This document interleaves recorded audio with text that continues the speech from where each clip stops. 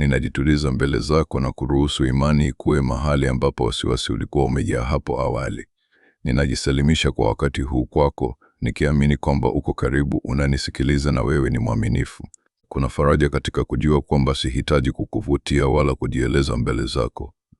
Nakuja tu kama nilivyo, nikiwa na tumaini na matarajio, nikistarehe katika uhakika kwamba tayari unafanya kazi.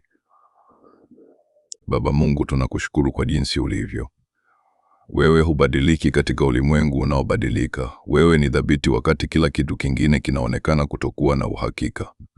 Ninakusifu si tu kwa yale uliofanya, bali pia kwa tabia yako ambayo haishindwi kamwe. Wewe ni mwema hata pale hali zinapochanganya. Wewe ni mwaminifu hata safari imekuwa ndefu.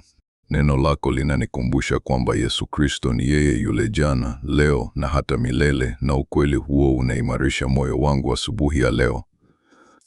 Na kushukuru kwa sababu maisha yangu yameundwa, yamelindwa na kubebwa na mkono wako kwa njia ninazoziona na hata kwa njia ambazo huenda nisielewe kikamilifu. Bwana, ninakusifu kwa yale ambayo tayari umefanya katika maisha yangu. Naweza kuangalia nyuma na kuona nyakati ulipoingilia kimya kimya, uliponielekeza kwa upole au uliponilinda bila mimi kujua.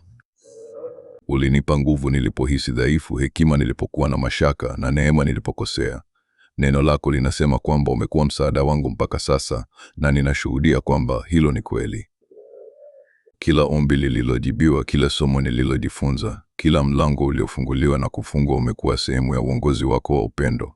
Sisahau uliponitoa wapi, wala sipuuzi umbali ambao umenibeba. Baba Mungu, pia ninakusifu kwa yale utakayofanya katika maisha yangu ya baadaye. Ingawa sioni mambo hayo wazi bado, ninakuamini kikamilifu. Neno lako linasema kwamba unajua mipango ulionayo kwa ajili yangu, mipango ya kunipa tumaini na maisha yajayo, nami nachagua kuamini ahadi hiyo leo.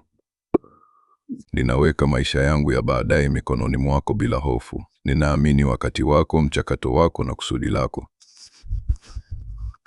Nisaidie nisonge mbele kwa uvumilivu na imani, nikijua kwamba tayari upo katika siku zijazo, ukiandaa yale ambayo bado siwezi kuyafikiria.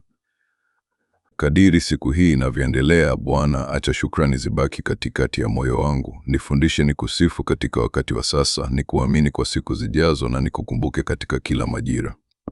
Ninajisalimisha mipango yangu na wasiwasi wangu kwako. Asante kwa jinsi ulivyo, kwa yale uliofanya na kwa yale unayoendelea kufanya.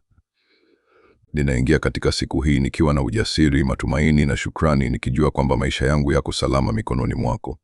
Kwa jina la Yesu ninaomba, amen.